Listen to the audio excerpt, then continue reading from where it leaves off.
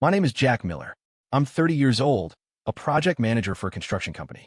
10 years of grinding it out on job sites has taught me one thing. What I say goes. That's how I run my crew, and that's how I run my house. After a long day, all I ever wanted was to come home to a warm dinner from my wife, Emily, and the smiling face of our 3-year-old son, Leo.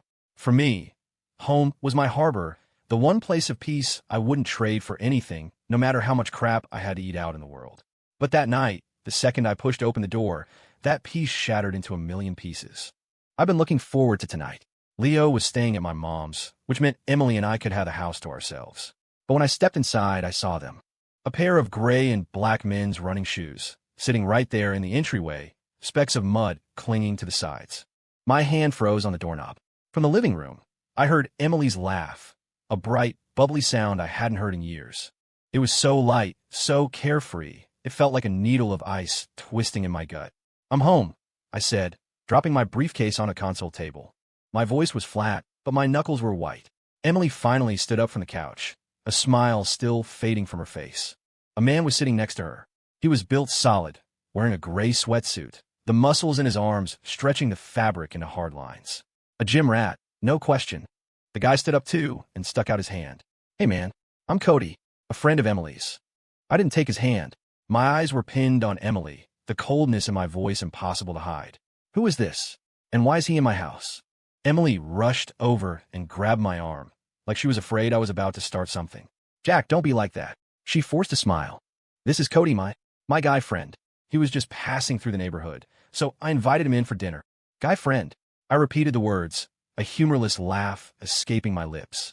My voice shot up an octave. "Emily, when the hell did you get a guy friend? And why am I just hearing about it now?" Cody lowered his hand, a smirk playing on his lips. It was a look that dripped with provocation. "Mr. Miller, Emily and I just met a little while ago. We hit off." He shrugged. "She probably didn't mention me because she was afraid you'd get the wrong idea." "The wrong idea?" I stared at Emily, taking a step toward her. "I'll ask you one more time. How do you two know each other?" Her eyes darted away, and she shrank back a little, half hiding behind Cody. "At the gym. After I had Leo, I couldn't lose the baby weight. You signed me up for that fitness class. Cody's a regular there. He was just helping me with my form." Of course, I knew she went to the gym. After Leo was born, she was constantly sighing in front of the mirror about her waistline. So I spent a weekend researching 3 different gyms, found one close to home with good reviews, and paid for a year's membership so she could go work out.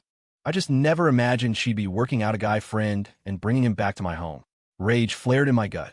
I pointed a finger at Cody, my words cracking like a whip. "Don't give me that crap, Emily. There's no such thing as a purely platonic friendship between a man and a woman. What the hell were you thinking bringing him here?" My shouting made her flinch, but then her own anger flared up. She put her hands on her hips, glaring at me. "Jack, why are you so insecure? Cody is just a guest. What's wrong with me inviting him for dinner? Can't you stop thinking the worst of me for once?" "Insecure?" I laughed, a harsh, grating sound. I stepped right up to her, forcing her to look at me. If I were truly insecure, the second I saw a strange man's shoes in my house, I would have gone to the kitchen for a knife. I lowered my voice.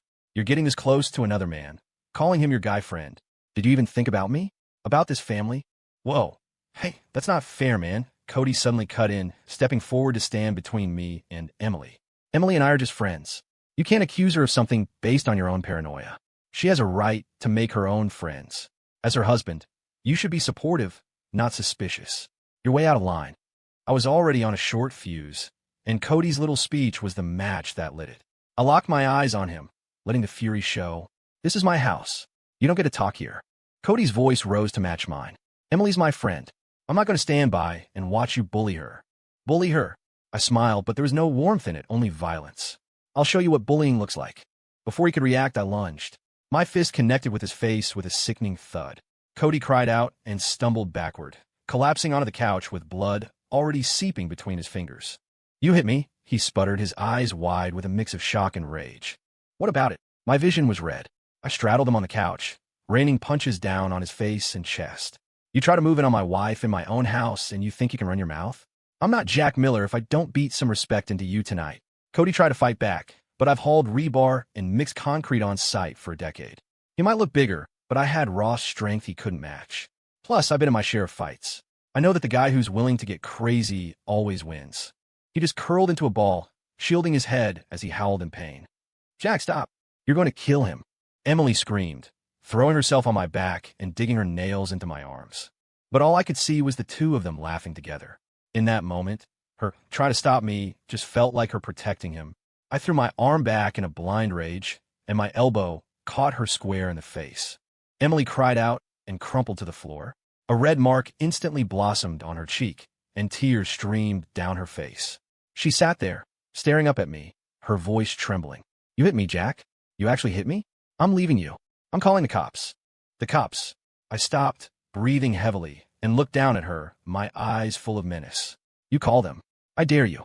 My grandfather is 80 years old, high blood pressure, the works. How do you think he'll react when he finds out his grandson's wife has been cheating? You think he won't be angry enough to drive over to your parents' house with a shotgun and kill your entire family?" Emily froze, her lips trembling, speechless. Cody stopped groaning and just stared from the couch, his eyes filled with terror. I sneered. "My grandpa's 80. Even if he does kill someone, he'll just get put in a state facility. Free room and board, 3 meals a day. It'd be a step up for him." I let that sink in. "And if any of you try to stop him, I'll have you charged with assaulting the elderly. You'll be the ones doing time." I leaned closer. "And God forbid something happens to him in the process. Then your family becomes murderers." Then I turned my attention back to Cody. "This is my house. You broke in, and you were clearly making a move on my wife. If I killed you right here, it would be self-defense." I glanced at Emily. "You think she'd testify for you?" I smirked. "And if my grandpa's not available, I've still got my grandma." Emily's face was ashen. Cody scrambled up from the couch, clutching his bleeding face, his whole body shaking. I'm leaving. I'll never talk to Emily again. I swear." I walked over to the coffee table, snatched his wallet and phone, and found his driver's license. I took a picture of it with my phone. "I'm letting you go tonight," I said, my voice low and dangerous. "But if I ever see you near my wife again, or if you even think about calling the police, I will hunt you down and destroy you and everyone you love." Cody nodded frantically, grabbed his stuff, and scrambled for the door, jamming his feet into his shoes, one of them backward. The door slammed shut behind him, and he was gone. The living room was dead silent, except for the sound of Emily crying softly on the floor, the red mark on her face a stark reminder of what had just happened. I looked at her, and I didn't feel a shred of pity, only disgust. The way she and Cody had been a team against me. It was a thorn in my side that I couldn't pull out. I had a sick feeling this wasn't just about a friendship. For all I knew, I was already a cuckold. "We're getting a divorce," I said. My voice was terrifyingly calm. It wasn't negotiation. Emily's head snapped up, tears smearing her makeup. "Jack, what are you saying? You're going to divorce me over this?" "Yes," I said, my gaze unwavering. "The woman who belongs to Jack Miller doesn't have room in her heart for another man."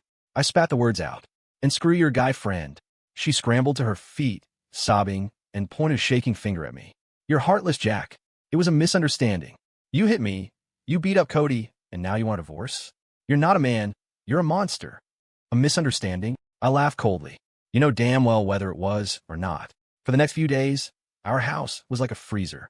Emily moved into the guest room. She only spoke when it was about making food for Leo. Otherwise, she didn't say a word to me. Leo could tell something was wrong. He clung to me constantly, tugging on my pants leg. "Daddy, why isn't Mommy eating with us? Doesn't she like me anymore?" Every time he asked, it felt like a punch to the gut. But then I'd remember Emily and Cody, and any softness I felt would instantly turn to stone. I'd crouch down and stroke his hair. "Mommy's just tired, buddy. She needs to rest for a few days. She'll play with you when she's feeling better." Leo would nod, not really understanding, and bury his face in my chest. I held him tight, only one thought in my head. Leo is mine. No one is taking him from me. Still, just to be safe, I went and had a paternity test done. 2 weeks later, Emily finally brought up the divorce herself. We sat on opposite ends of the living room couch, the coffee table a gulf between us. We looked like enemies. In the last 2 weeks, she tried to apologize, but every attempt was met with me calling her a whore until she finally broke. "Fine, we can get a divorce," she said, her voice hoarse, her eyes swollen. "But we split the assets 50-50. The house was bought after we were married, and I get half your savings." I picked up the coffee mug from the table, took a slow sip, and set it down. My eyes were full of scorn. 50-50? On what grounds, Emily? On what grounds? My parents gave us their retirement savings for the down payment on this house. I'm the one who pays the mortgage every month out of my paycheck. You haven't worked a day since Leo was born. Every bite of food you've eaten, every piece of clothing on your back, I paid for. So you tell me, what exactly gives you the right to have? I'm your wife, she shrieked, slamming her hand on the couch cushion. Marital property is shared. I raised our son, I cooked, I cleaned. Isn't that a contribution? Jack, you can't be this selfish. Selfish? I shot to my feet, looming over her. If I was selfish, I never would have let you be a stay-at-home mom in the first place. I wouldn't have paid for your damn gym membership. You're the one who didn't appreciate it, the one who was sneaking around with another man, and now you have a nerve to demand my money? Have some shame, Emily. You're telling me to have shame? She was trembling with rage, fresh tears rolling down her cheeks. She lunged for me, trying to grab my arm, but I sidestepped her easily. Then she changed her tune. If you won't agree to split everything, then we're not getting a divorce, she declared. Leo is my son, too. You can't do this to me.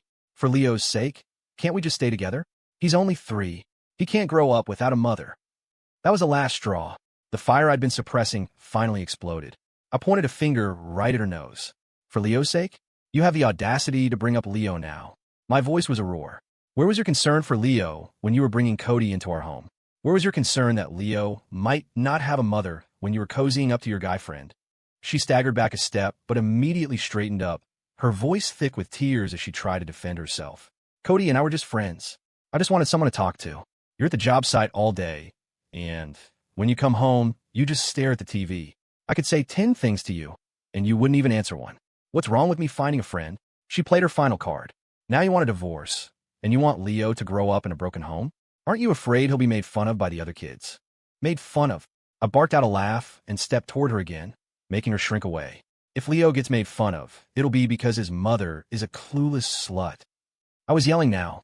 I work my ass off on that construction site day in and day out. Who do you think I do it for? For this family. So you and Leo can have a good life. And what do? You take the money I earn, go to the gym, and start messing around with some other guy. And now you try to use our son to blackmail me. I sneered. Why don't you go get a job yourself? Maybe I'll stay home, clean the house, and find a girl buddy of my own. Her tears flowed faster, but her voice hardened. I don't care. Leo needs a complete family. I'm not getting a divorce. How is a man like you supposed to take care of a child by yourself? I slammed my hand on the coffee table so hard the mugs jumped. Emily, search your conscience and tell me if you even deserve to be a mother. Remember when Leo had that fever, 103 degrees? You insisted I had to be the one to take a day off work to take him to the hospital. And when we got there, I was the one running around, dealing with everything, while you just trailed behind me doing nothing. I gestured around the room. Worst comes to worst, I'll take the money I was spending on you and hire a full-time nanny. Between her and my mom, how could we possibly not take good care of him? My words hit her like a sledgehammer. The color drained from her face, and her lips trembled. She had no comeback. She just collapsed to the floor, buried her head in her hands, and sobbed. Watching her, I felt no sympathy, only a deep, profound annoyance. Stop the waterworks, I said coldly. Splitting the assets is not happening. The best you can do is take the personal things you brought into this marriage. Leo stays with me. She cried on the floor for a long time before slowly getting to her feet, her eyes filled with despair. Jack, are you really not leaving me any way out? All our years together. Does it all mean nothing? Mean something? I scoffed. It meant nothing the day you decided to find a guy friend and bring him into my home. Our marriage ended right then. I gave her an ultimatum. You have one day to think about it. Tomorrow morning, you either meet me at the courthouse, or I'm going to your parents' house to make a scene. Emily bit her lip, silent for a long moment, her shoulders shaking. Finally, she snatched her purse from the couch, screamed, "You'll regret this," and ran for the door. Leo heard the commotion and came running out of his room, crying, "Mommy!" But Emily didn't even look back. The door slammed shut behind her. I walked over and picked up my sobbing son, patting his back. "It's okay, Leo. Mommy just went to Grandma's house. She'll be back in a few days." But I knew she wouldn't give in that easily. Sure enough, for the next 3 days, Emily didn't come home and didn't call. I was getting agitated. I worried she'd file for divorce in court, which would drag things out, force me to split the assets, and make us the talk of the town. I don't like waiting, and I hate being on the defensive. If she wouldn't bend, I'd make her break. The law wouldn't protect my rights as a man, so I protected myself. I dug out a bullhorn from the garage that we used on the job site. Then I printed a dozen flyers with bold, black letters. Emily Miller cheated with Jim Buddy, abandoned family for money. Then I drove straight to her parents' house. They lived in an older, working-class neighborhood, the kind of place with rows of duplexes where everyone had known each other for decades. The gossip mill there was legendary. I parked across the street, cranked the bullhorn to max volume, and started yelling. Emily Miller, get out here. You have the guts to mess around with other men, but not the guts to sign divorce papers? Hiding at your parents' house, demanding half my money? Have you no shame? If you don't come out and settle this today, I'll stay here until sundown and make sure everyone in this neighborhood knows exactly what kind of person you are. The sound echoed off the houses, and soon enough, windows started opening. A crowd gathered on the sidewalk, pointing and whispering. Someone recognized me. Jack, what the hell is going on? Did Emily really do that? I handed him one of my flyers and raised my voice for everyone to hear. See for yourselves. I work my ass off to provide for my family, and she's not satisfied being a stay-at-home mom. She goes to the gym and picks up other men, brings them right into my house. I left out the part about me demanding the divorce. I was playing the victim. The crowd erupted. People were cursing Emily for being ungrateful, cursing the other guy for being a scumbag. Emily's mom came charging out of the house, pointing a finger at me. Jack, are you insane? You're making a scene out here, airing our dirty laundry. Are you trying to ruin Emily? Ruin her? I clicked off the bullhorn. She ruined herself. Get her out here to talk about the divorce, or I'm not leaving. You bastard. Her mother sputtered, shaking with rage, then turned and ran back inside. A few minutes later, Emily appeared. She was in her pajamas, her hair a mess, her face pale. When she saw me, her eyes were filled with a mixture of fury and shame. I could hear her grinding her teeth. Jack, that's enough. Stop it. I'll talk to you. I tossed the bullhorn back in my truck and smiled. See? That wasn't so hard. Should have just done this from the start. We walked to a corner of the block, under the shade of an old oak tree. Emily stared at me, tears welling in her eyes. You've completely destroyed my reputation.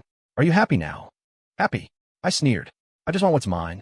So, are you going to agree to my terms now? Leo is mine. You walk away with nothing but the stuff you came with. I don't want a dime of child support from you. And you don't get a dime from me. I leaned in. Today it was me. Tomorrow it could be my grandpa.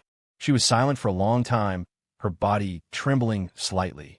Finally, she nodded, her voice choked with tears. Fine. I agree. We'll get it done tomorrow. The next morning, we went to the courthouse. While we were filling out the paperwork, Emily kept her head down, tears dripping onto the forms and blurring the ink. I looked at her and felt nothing but the sweet satisfaction of revenge. She deserved this.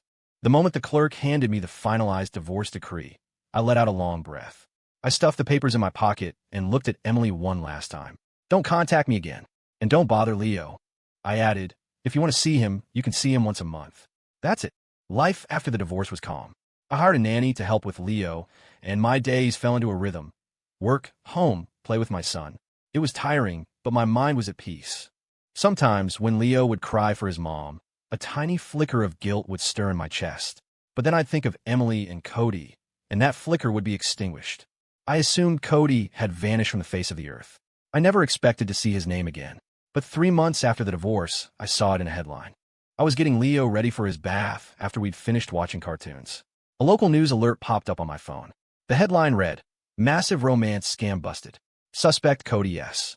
Targeted married women, defrauded victims of millions. My heart skipped a beat. Cody S. It had to be him. I clicked the link. The article had a mugshot of the suspect. He was in a prison jumpsuit with a buzz cut, but it was him.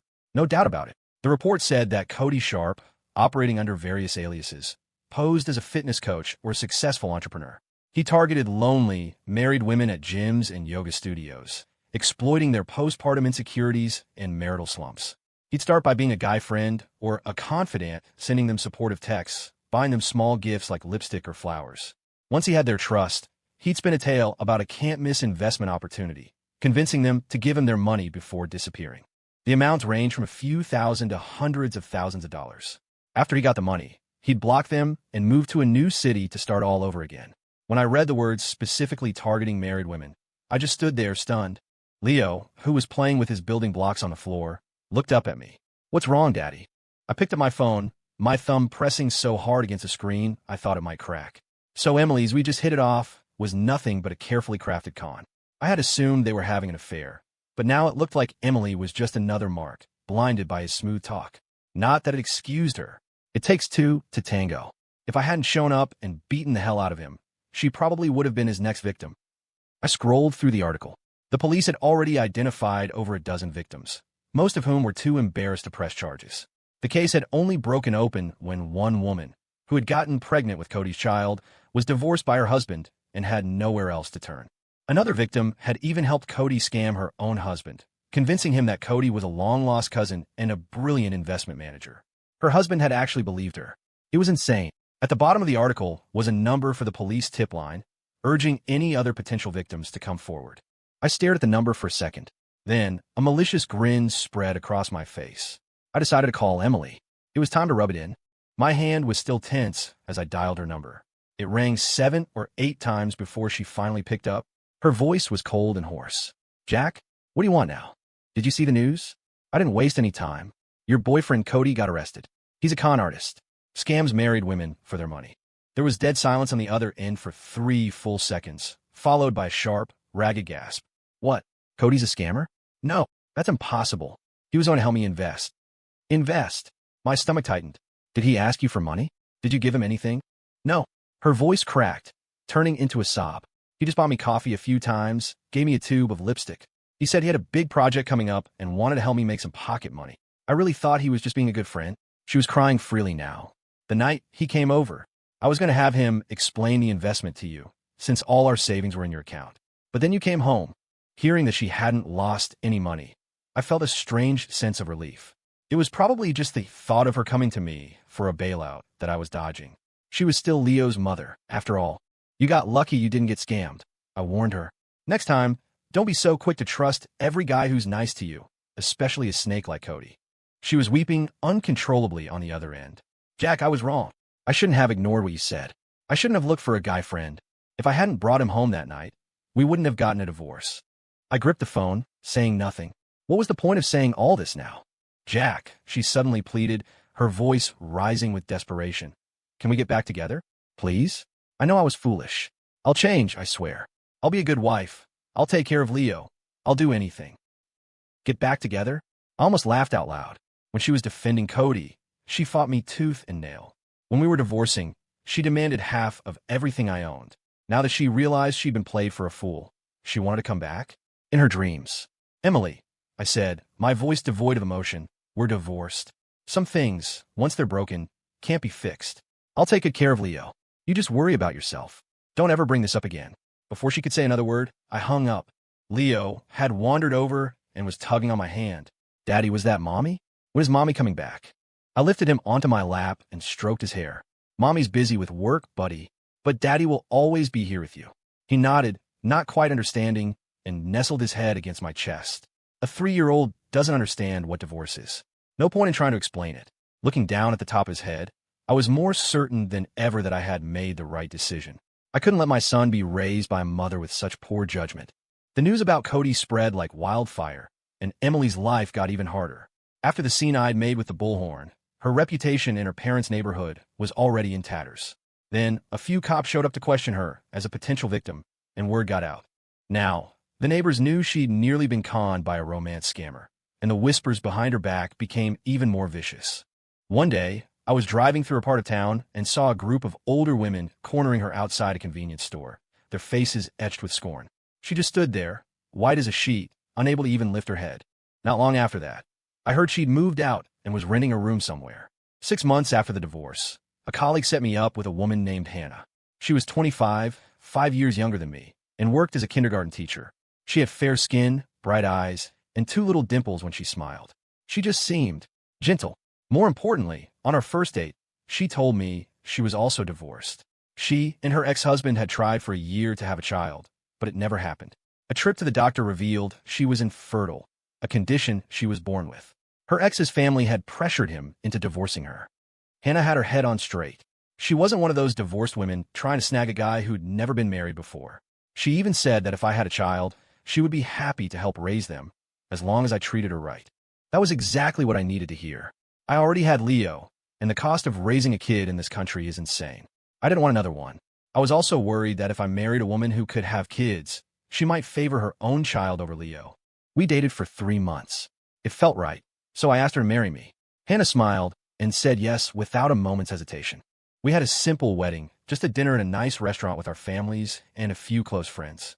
Hannah wore a simple white dress. When she met my parents, she was sweet and respectful. My mom and dad had been worried about how she'd treat Leo, but when they saw her cutting his food for him and playing with him, their fears melted away. After we got married, Hannah was everything I could have hoped for. Every day after work, she'd spend half an hour playing blocks with Leo, then read him a story before bed. On weekends, she'd take him to the park to fly a kite. Leo warmed up to her fast. Before long, he was calling her Mama Hannah all on his own. I never had to push him or coach him. Watching the two of them chase each other around the living room, a deep sense of peace settled over me. This was the life I wanted. Stable, quiet, no drama. Then, 5 years later, Emily showed up again. She started calling out of the blue, saying she missed Leo, saying she needed to talk. I blocked her number. Then she started waiting outside Leo's elementary school. One day, she tried to grab his hand. I shoved her away. "Emily," I said, stepping between her and my son, my voice like ice. "I told you, stay away from us." Leo hid behind my leg, looking at her with wide, fearful eyes. "Daddy, who is she?" 5 years was a long time. His memories of her were faded, blurry. I put a hand on his head, my voice low but crystal clear. "She's a stranger, son. Someone we don't know." I looked directly at Emily. "Leo, you remember what I told you. Never talk to strangers, especially the kind that lie." The color drained from Emily's face. Tears welled in her eyes. "Jack, how could you say that to him? I'm his mother. I didn't leave because I wanted to. You forced me out." "Forced you?" I took a step toward her, and she flinched back. "You're the one who found a guy friend. You're the one who demanded half my assets. Now I'm the one who forced you? Grow up, Emily." I leaned in. "If I hadn't pushed for that divorce, you'd have been broke, scammed, and probably pregnant with that con man's baby." I secretly suspected she'd already slept with him back then, but since I had no proof, I chose to believe it hadn't gone that far. It was a small comfort. The other parents picking up their kids were starting to stare. Emily's face flushed red, then went pale again. She wiped her eyes and ran off. On the way home, Leo held my hand. "Daddy, was that lady really a liar?" "Yes," I said, my tone firm, absolute. He nodded slowly and squeezed my hand tighter. I knew it wasn't fair to him, but I couldn't let Emily poison the life we had built. I had finally found my peace, and I would be damned if I let her destroy it. The years flew by. Soon Leo was 10. He and Hannah were as close as any mother and son. The first person he called for in the morning was Mom, and at night, he wouldn't sleep without the stuffed dinosaur she bought him. My relationship with Hannah grew stronger, too. You can't live with someone for years without your hearts getting involved. At first, it was a practical arrangement, two divorced people trying to build a stable life. But because Hannah was infertile, we never used protection. That kind of intimacy changes things. I found myself falling for her, and she in turn started to let her guard down and truly love me back. As for Emily, from what I heard, her life was a wreck. After moving out of her parents' place, she bounced between rental rooms and dead-end jobs. A friend of mine saw her working as a cashier at a Walmart, said a customer yelled at her, and she just burst into tears right there at the register. Someone else told me her reputation was so shot that she'd moved out of state, trying to find some other sucker to take her on. None of it was my problem anymore. In fact, I hoped she would find someone. The last thing I needed was her showing up on our doorstep in 20 years, expecting Leo to take care of her. My own life, on the other hand, just kept getting better. Last month, I got promoted to director of my company. It came with a big salary bump. Hannah mentioned that she wanted to send Leo to a better private middle school and offered to chip in from her own savings if we were short. I told her not to worry about it. Providing for the family is a man's job. I would never ask her to spend her own money on us. On weekends, I'd take Hannah and Leo to the park or over to my parents for dinner. My mom was always telling me what a good woman Hannah was and that I'd better treat her right. I'd just smile and agree because I knew she was right. For the rest of my life, I was going to take care of my wife and my son and keep this family safe and stable. Sometimes I worried that when Leo got older and found out Hannah wasn't his biological mother, he might feel some type of way. I talked to Hannah about it, and we decided to open a separate account just for our retirement savings, a fund that was for the two of us. When I told her the idea, she didn't say much. She just held me tighter than ever before. Looking back, I thank God I had the guts to divorce Emily when I did and cut her out of my life for good. Some people might say I was cruel, that I went too far. But I don't see it that way. In a marriage, loyalty is the bottom line. Bringing that guy into our home was a test. If I had accepted her flimsy explanation, she would have just pushed the boundaries even further. I didn't sue her for damages, and I didn't completely forbid her from seeing Leo. She was the one too ashamed to show up. I'd say I was more than fair. The future is long, and I'll continue to be the backbone of this family, protecting Hannah and Leo, making sure our life together only gets better. As for Emily, whether she sinks or swims is no longer any of my concern. I just hope she never bothers me again. After all, my grandfather is still alive.